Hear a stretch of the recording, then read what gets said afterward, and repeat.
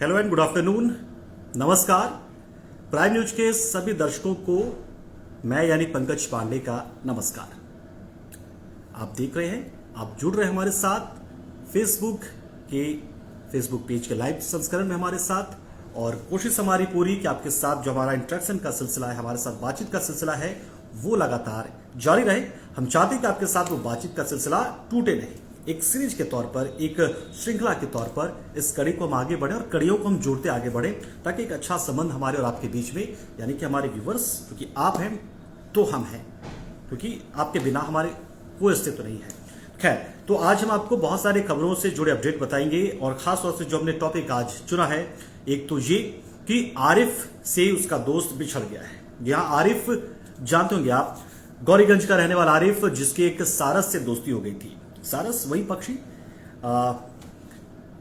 तो उस सारस को लेकर अब वन विभाग ने कार्रवाई की है। सारस को साथ अपने ले गए वो, क्योंकि बहुत वो वीडियो वायरल होता था आरिफ का। विक्की बंसल जुड़ चुके हैं हमारे साथ। गुड आफ्टरनून विक्की भाई, कैसे हैं? राम राम। तो हमारे साथ आप जुड़ रहे हैं, आप हमें बहुत अच्छा लगता है, हमारा उत्साह बढ़ता है, हम तैयारी करते हैं आपके पास पहुंचने के लिए। तो हम आरिफ वाली खबर आपको बताते हैं। दरअसल आरिफ का एक दोस्त था। मैं बिल्कुल अच्छा हूं विक्की भाई, बिल्कुल अच्छा हूं। आप, उम्मीद करता हूं आप भी बहुत अच्छे हों। तो आरिफ वाली खबर को हम अपडेट, हैप्पी नवरात्रि विक्की। तो अब मैं थोड़ी खबर पे बात कर लेता हूं, और आपका कोई सवाल होगा तो विक्की जरूर आप पूछिएगा हमसे, और इसलिए पूछिएगा कि हम आपको बता पाए, इसलिए पूछिएगा कि अगर आपका कोई सवाल है तो हम वो सरकार से पूछ पाए। तो आरिफ और उसका दोस्त था सारस। दरअसल सारस एक बार घायल हो गया था, एक सारस, और उसी घायल सारस को आरिफ अपने साथ लेकर आया, उसकी सेवा टहल की, उसने उसका इलाज करवाया, और उसके बाद वो सोचा कि वो उड़ जाएगा, अपने झुंड के साथ मिल जाएगा सारस, लेकिन वो सारस गया नहीं। वो सारस इतना घुल मिल गया आरिफ के साथ में, या सोचे आप ये समझ लें कि जो प्यार आरिफ ने दिया, जो उसकी सेवा की, जो केयर की, उसके बाद सारस पूरी तरीके से आरिफ के साथ जुड़ गया। हालत ये थी कि आरिफ कहीं भी जाता था, वो सारस पीछे पीछे उड़ता हुआ उसके साथ चलता था। कई बार आपने वीडियो देखा होगा। लेकिन अब इस आरिफ और उसके सारस के जुदा होने के बाद एक ऐसी स्थिति पैदा हो गई है कि आम लोग भी कह रहे हैं कि आरिफ और सारस को जुदा नहीं होना चाहिए था। देखिए, होता यह है कि जब भी हम किसी जानवर को अपने साथ पालतू बनाने की कोशिश करते हैं तो उन्हें बहुत प्यार करते हैं, और उसका सबसे फायदा यह मिलता है कि उस जानवर का, फिर वो कोई भी जानवर क्यों ना हो, उसका अटैचमेंट हमारे से बढ़ जाता है। बिल्कुल यही हुआ आरिफ और सारस के बीच में। लेकिन हुआ ये कि पिछले दिनों जब गौरीगंज में समाजवादी पार्टी के प्रमुख और पूर्व मुख्यमंत्री अखिलेश यादव गए थे मिलने, उसके बाद से अब उन्होंने कहा है कि वन विभाग ने इसलिए कार्रवाई की है कि वो जाके मिले आरिफ से। लेकिन सच्चाई ये है कि ऐसे कोई भी जानवर, जैसे कि आप डॉग पाल सकते हैं, यानी कुत्ता पाल सकते हैं, आप खरगोश पाल सकते हैं, लेकिन वन्य जीव अधिनियम के तहत ऐसे वन प्राणी जो कि वाइल्ड कहे जाते हैं, जिसमें सारस हो सकता है या उल्लू होता है, बहुत सारे ऐसे जानवर जो आप पालना चाहते हैं वो नहीं पाल सकते। भारत में जो नियम है इसका इजाजत नहीं देता है। लिहाजा ये खबर जब उड़ते उड़ते क्या बहुत दिनों से वायरल हो भी रही थी, और इसी दौरान पूर्व मुख्यमंत्री अखिलेश यादव जब इस युवक से मिले, उसके बाद वन विभाग ने ये कार्रवाई हुई और उसे पक्षी केंद्र भेज दिया गया रायबरेली में। इस दौरान इसको लेकर अखिलेश यादव ने एक प्रेस कॉन्फ्रेंस बाकायदा की। उन्होंने कहा कि इस सारस और आरिफ की दोस्ती लोगों को ये बताती थी, एक प्रेरणा देती थी कि किस तरीके से आप अगर किसी जानवर के प्रति मोहब्बत रखेंगे तो वो जानवर भी आपको उतना ही प्रेम देता है। यानी कि कहीं ना कहीं ये जो आरिफ और सारस की दोस्ती थी, ये वन्य जीवों के प्रति हमारी सहृदयता, क्योंकि मनुष्य और जानवरों के बीच में अक्सर हम टकराव की खबरें तो देखते हैं, लेकिन जो ये प्यार की खबर है, ये कहीं ना कहीं हर एक इंसान को प्रेरित करेगा कि वो कैसे जीवों से जुड़े जीवों को साथ वो उन्हें प्यार करे और उनके संरक्षण में अपनी भूमिका निभाए।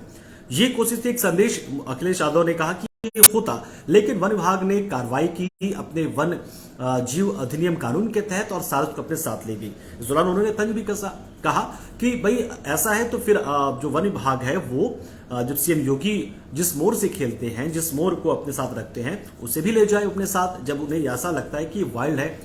जबकि सारस पूरी तरीके से घुल मिल गया था, उन्हें जय वीरू की जोड़ी भी कहा जाता था। खैर, चलिए, आज जो हुआ वो तो नियम के तहत हुआ है, उसके पीछे राजनीति कह नहीं सकते कि इतनी छोटी सी चीजों को लेकर कोई राजनीति क्यों करेगा भला। लेकिन कहीं ना कहीं इस जोड़ी के टूटने से जो उनके चाहने वाले हैं, आरिफ के जो मित्र हैं या सारस को जो पसंद करने वाले लोग थे, वो काफी दुखी हो गए हैं, क्योंकि उन्हें पता है कि अब उन्हें वो वीडियो नहीं मिल पाएगा दोबारा से देखने, जिसको वो लगातार देखते थे और कहीं ना कहीं खुद भी प्रेरित होते थे, जागरूक होते थे कि कैसे जीवों की सुरक्षा करनी है, उनका संरक्षण करना है। खैर, ये अलग चीज हो गई। अब हम आपको लेकिन वही बात है कि नियम कानून अपनी जगह होते हैं, कभी ना कभी उन नियमों कानून का पालन आपको करना पड़ता है और चीजें फिर हो जाती हैं। जो नहीं चाहता था आरिफ, लेकिन वैसा हुआ। शायद सारस भी नहीं चाहता होगा कि वो आरिफ से दूर हो, लेकिन जो नियम है वन विभाग का, उसका पालन तो करना पड़ेगा। तो रायबरेली में पक्षी केंद्र में उसे भेज दिया गया है। अमेठी का ये रहने वाला था युवक, गौरीगंज का।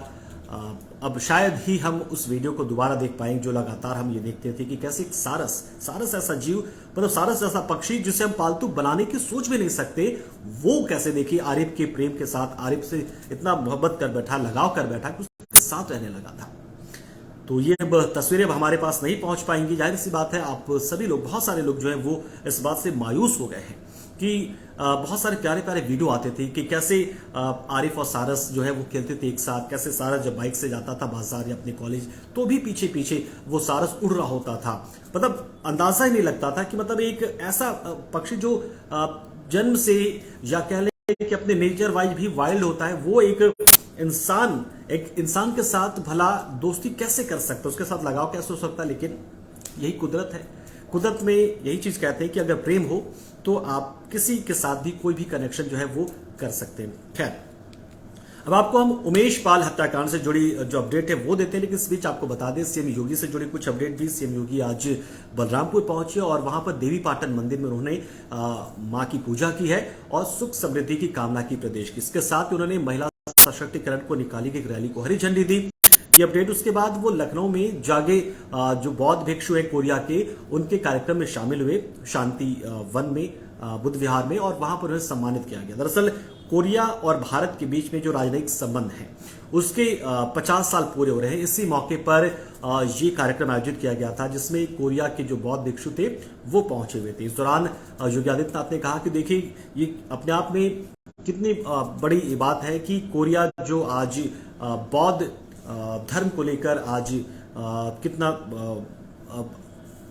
गहरे से जुड़ा हुआ है। वो बौद्ध धर्म भारत से निकला, वो बुद्ध भारत में जन्मे और कैसे कोरिया तक पहुंचे, और कहीं ना कहीं कोरिया और भारत के बीच में जो राजनयिक संबंध पन पे जो बने, उसके पीछे महात्मा बुद्ध ही शामिल है। अगर वो धर्म शायद कोरिया वाले लोग नहीं अपनाते, जापान नहीं अपनाता, तो शायद ये संबंध जो है, यानी कहीं ना कहीं ये बात उन्होंने कहा इसलिए कि हम कई बार ये कहते हैं कि जो धर्म है या जो देवी देवता हैं या पूजा पाठ है, ये लोगों में बंटवारा करता है, लेकिन ऐसा होता नहीं। कई बार ये संपर्क सूत्र बन जाते हैं। जैसे आप देखिए इंडोनेशिया या थाईलैंड या बहुत सारे वो देश हैं जहां पर रामायण से जुड़ी बहुत सारी चीजें आप वहां पर देख पाएंगे। भले वो मुस्लिम देश है, लेकिन वहां पर भी राम का गुण गाया जाता है, नोटों पर राम की तस्वीर हो जाती है, नाम जो वहां के राजा होते हैं उनके पीछे रामा जुड़ा होता है। तो जो धर्म है ये अपने आप में लोगों को बांधता है। धर्म जो है आपको अच्छे जीवन की शिक्षा देता है कि आप अच्छे से कैसे रहें। दरअसल कहा भी जाता है धैर्यते धर्म, यानी कि जो आप धारण कर सके। तो खैर, इस कार्यक्रम में मुख्यमंत्री सीएम जो योगी आदित्यनाथ वो शामिल हुए। लेकिन अब जो सबसे महत्वपूर्ण है वो अपडेट है उमेश पाल हत्याकांड से जुड़ी हुई। तो उमेश पाल हत्याकांड में रात भर प्रयागराज की पुलिस ने वहां पर छापा मारा है। पूरे रात कार्रवाई चलती रही है। अतीक के गुर्गों के खिलाफ अतीक के दफ्तर में भी, और बहुत सारा कैश बरामद किया गया, बहुत सारे हथियार बरामद किए गए हैं, और उसके बाद 15 लोगों को हिरासत में लिया गया है। 15 लोगों में से 3 ऐसे लोग हैं जो माना जाता है कि अतीक के बहुत करीबी और उन्हें इस पूरे साजिश की भी जानकारी थी। तो उन्हें जेल भेजा जा रहा है और बाकी से पूछताछ होगी, क्योंकि इस वक्त आप अगर बात करें उमेश पाल हत्याकांड से जुड़ी हुई, तो पुलिस के पास सब कुछ है, यानी कि हर एक जानकारी है। पुलिस के पास ये पता है कि इसमें आरोपी कौन कर रहे हैं, पुलिस को ये भी पता है कि कब कैसे ये घटना घटी। बहुत सारे सीसीटीवी फुटेज भी हैं, लेकिन नहीं है तो वो सुराग जिसके जरिए वो पहुंच पाएगी अतीक के उन बेटों के पास या फिर उनके गुर्गों के पास भी। सारे लोग गायब हैं, शाइस्ता परवीन खुद गायब है। हालांकि इस बीच में शाइस्ता परवीन की याचिका पर सुनवाई हुई। आज प्रयागराज में सुनवाई हो होती है, लेकिन सुनवाई वो अब 24 मार्च तक के लिए टाल दी गई है। दरअसल शाइस्ता परवीन ये आरोप लगा रही पुलिस पर कि बहुत ही गलत तरीके से या फिर अवैध तरीके से पुलिस ने उनके बेटों को हिरासत में ले रखा, लेकिन पुलिस का यह दावा है कि उनके बेटे फरार हैं। शाइस्ता परवीन चाहती हैं कि यदि गिरफ्तारी हो ही चुकी है तो उन्हें फिर बाल सुधार गृह भेजा जाए, और इसी को लेकर वो लगातार याचिकाएं दाखिल कर रही है, लेकिन अभी तक सफलता मिली नहीं है। हमारे साथ सोनेलाल निषाद जुड़े हैं। जय निषाद राज, जय भाई साहब। तो सोनेलाल निषाद जी हमारे साथ जुड़े, बहुत स्वागत है आपका। और विक्की भाई तो लगातार जुड़े हुए हैं। तो उसमें हुआ यह है कि याचिका उन्होंने दाखिल की सुनवाई के लिए और कहा कि यदि हमारे बेटों को गिरफ्तार किया जा चुका है पुलिस की ओर से तो उन्हें पेश किया जाए अदालत में, और अदालत से फिर उन्हें बाल सुधार गृह भेजा जाए, क्योंकि वो नाबालिग है। दूसरे पुलिस का ये कहना है कि वो गिरफ्तार नहीं हुए बल्कि फरार है, और उनको पकड़ने के लिए लगातार पुलिस जो है वो कार्रवाई कर रही है। इसी कड़ी में प्रयागराज में रात भर छापेमारी होती है, लेकिन कामयाबी नहीं मिली पुलिस को। हाँ, ये जरूर है कि बहुत सारे जो अतीक के करीबी हैं उनको पकड़ा जा चुका है। हालांकि इस बीच में पुलिस ने यह भी तैयारी की कि एक और शाइस्ता परवीन लगातार याचिकाएं दाखिल कर रही है, लेकिन शाइस्ता खुद कहां है ये जानकारी किसी के पास नहीं है।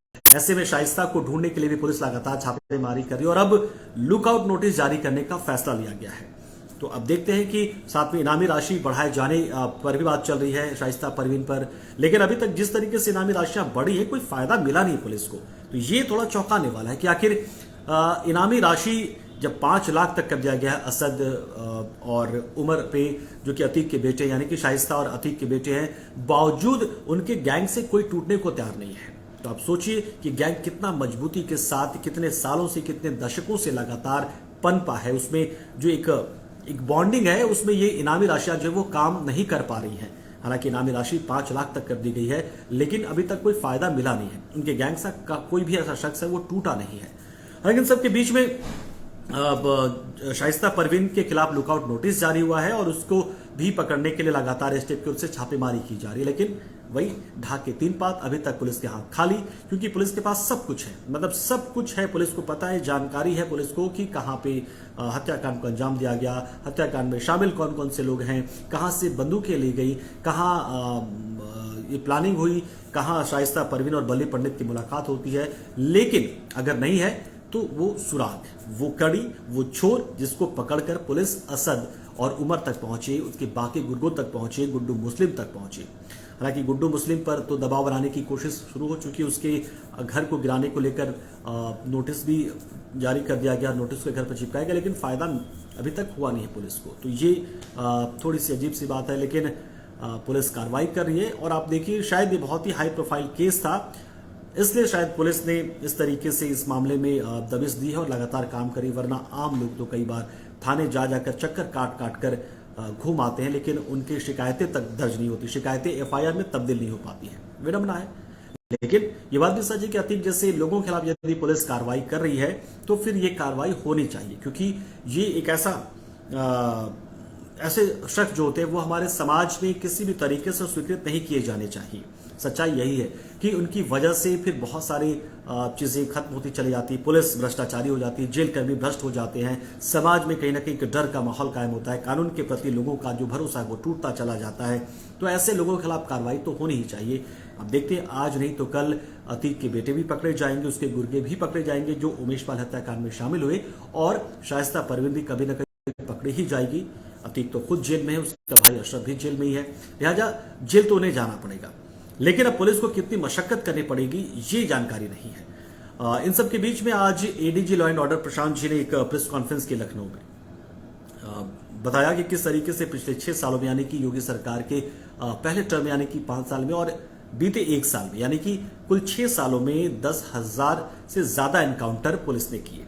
इसमें 178 अपराधियों को ढेर किया गया। ये सभी इनामी थे, 75,000 से लेकर 5 लाख तक के इनामी थे ये, तो इनको ढेर किया गया, और करीब 4,900 अपराधियों को गोली लगी, वो घायल हो गए। हालांकि इस दौरान उन्होंने ये भी बताया कि इन मुठभेड़ों में जो 10,700 के आसपास मुठभेड़ें हुई 6 सालों में, इसमें 15 पुलिसकर्मियों को अपनी जान गंवानी पड़ी है, जबकि करीब 1500 पुलिसकर्मी गोली लगने से घायल हुए। क्योंकि जाहिर सी बात है, जब वो कार्रवाई करने जाते हैं तो जो गुंडे होते हैं, जो बदमाश होते हैं, उनकी ओर से भी फायरिंग की जाती है। तो इसमें करीब 1500 पुलिसकर्मी घायल भी हुए हैं। लेकिन पुलिस की ओर से एडीजी लॉ एंड ऑर्डर ने कहा कि हम लगातार पूरी कोशिश कर रहे हैं और हमें लग रहा है कि हम सही दिशा में जा रहे हैं। एक पल ऐसा भी आएगा जब लॉ एंड ऑर्डर जो है वो राज्य में एकदम बढ़िया हो जाएगा और उस पर हम जीरो टॉलरेंस की नीति यानी कि जीरो हम उसे करने की दिशा में आगे बढ़ रहे हैं। यानी कि अपराध जैसी चीज इस प्रदेश से हमेशा हमेशा के लिए खत्म हो जाए। अपराधी हमेशा हमेशा के लिए या तो सरेंडर कर दें या फिर राज्य छोड़कर चले जाएं, क्योंकि सबके नाम की गोली जो है वो बुक हो चुकी है। किसको किस गोली का शिकार बनाया जाएगा पुलिस ने पहले ही तय कर लिया है। इसलिए लगातार अपील भी की जा रही कि आप हमें सरेंडर कर दें या प्रदेश छोड़ दें या फिर एक बेहतर समाज के निर्माण में भूमिका अपनी निभाएं। लेकिन ऐसा लगता नहीं, क्योंकि आज के वक्त में आप देखिए कि सत्ता पाना पहली चीज, यानी कि पावर में रहना किसी भी तरीके से, या तो पैसे से या फिर गोली बंदूक से या फिर सत्ता के करीब रहकर इस पावर को पाने की चाहत जो है बहुत ही खतरनाक रूप अख्तियार कर चुकी है। लिहाजा ऐसे में बहुत सारे ऐसे लोग, और कई बार ऐसा होता है कि लोगों को लगता है कि जो अपराधी होते हैं वो अपराधी बन जाते हैं। दरअसल कई मामलों में वैज्ञानिकों ने इस बात को भी सामने रखा है कि कुछ एक जीन ऐसे होते हैं जो आपको एक्स्ट्रा ऑर्डिनरी करने के लिए मजबूर करते हैं। इसी में कुछ ऐसे होते हैं जो रचनात्मक होते हैं, यानी कि कंस्ट्रक्टिव काम करते हैं, तो कुछ ऐसे होते हैं जो नेगेटिव काम करते हैं, डिस्ट्रक्टिव काम करते हैं, जिसमें ये अपराधी वगैरह आते हैं। कंस्ट्रक्टिव में फिर वही खेल खिलाड़ी, तमाम तरह के कलाकार, बहुत सारे ऐसे लोग आ जाते हैं। तो ये चीजें लगातार चल रही है, लेकिन अब देखना यही है कि कब तक पुलिस को सफलता मिलती है। पुलिस वालों ने जान गंवाई, अपराधी ढेर किए गए, सब कुछ हुआ, लेकिन एक ऐसा समाज का निर्माण यूपी में हो जब हमारी बहू बेटियां आराम से निकल पाए घरों से। हमारे समाज में ऐसे लोग हों जो भ्रष्टाचार को हमेशा हमेशा के लिए बाय बाय बोल दे, यानी कि वो रिश्वत ले नहीं, रिश्वत दे नहीं और लोगों को भी रिश्वत लेने से रोके। तो ये हम तमाम लोग कर सकते हैं। ये बहुत ही छोटी सी पहल है। आप खुद देखिए कि कैसे अगर हमारे घर में हमारा कोई भी परिजन, चाहे वो पिता हो, भाई हो, कोई भी हो, अगर वो सरकारी नौकरियां कर रहा होता है तो कई बार ऐसा होता है कि वो घूस ले रहा होता है और उसी घूस के पैसे से हम ऐश कर रहे होते हैं। लेकिन हम भूल जाते हैं कि उस भ्रष्टाचार के दिमाग से हम तो ऐश कर लेते हैं, लेकिन हमारे आने वाली पीढ़ी या हमारे किसी और को कितनी दिक्कतें होती होंगी। तो इस भ्रष्टाचार को बढ़ावा ना दिया जाए और कोशिश हो सके आप एक आदमी को बदलने बहुत है, दो आदमी को बदलने बहुत है, और ऐसे सभी लोग प्रयास करें तो भ्रष्टाचार खत्म होगा, समाज से अपराध खत्म होगा। फिर सभी जो है वो सोचेंगे, सकारात्मक सोच के साथ रचनात्मक काम करने के लिए सोचेंगे और फिर चीजें ठीक होती चले जाएंगी। 6 साल के कार्यकाल को अगर देखें योगी के तो ठीक ठाक अच्छा कहेंगे पुरानी सरकारों के मुकाबले। कम से कम लॉ एंड ऑर्डर के मामले में हम कह सकते हैं, इसे हम पार्टी या किसी दूसरे तौर पर ना देखें, लेकिन कम से कम ये बात जरूर है कि लॉ एंड ऑर्डर के मामले में चीजें थोड़ी सी ठीक हुई हैं। देखते हैं आगे कहां तक चीजें बढ़ती हैं और क्या वाकई में जो दावा लगातार योगी सरकार करती है उन दावों को पूरा कर पाती है या फिर ये दावे ही रह जाते हैं। ये भी इंतजार है आम लोगों को। लेकिन फिलहाल कार्रवाइयां तो हो रही हैं, अपराधियों पर लगाम लगाया जा रहा है, चाहे वो प्रयागराज का मामला हो जाए, मुख्तार अंसारी का मामला हो जाए, जौनपुर का मामला हो जाए या फिर अब जो आंकड़े पेश किए गए उसका मामला हो जाए। तो हम सभी लोगों से अपील करते हैं कि हमारे साथ जो बातचीत आप करते हैं बहुत अच्छा लगता है, हमें ऊर्जा मिलती है। हमें ऐसा लगता है कि हमारी जो आज का दिन है, जो हमने आज मेहनत की पूरे दिन, वो सफल हुआ।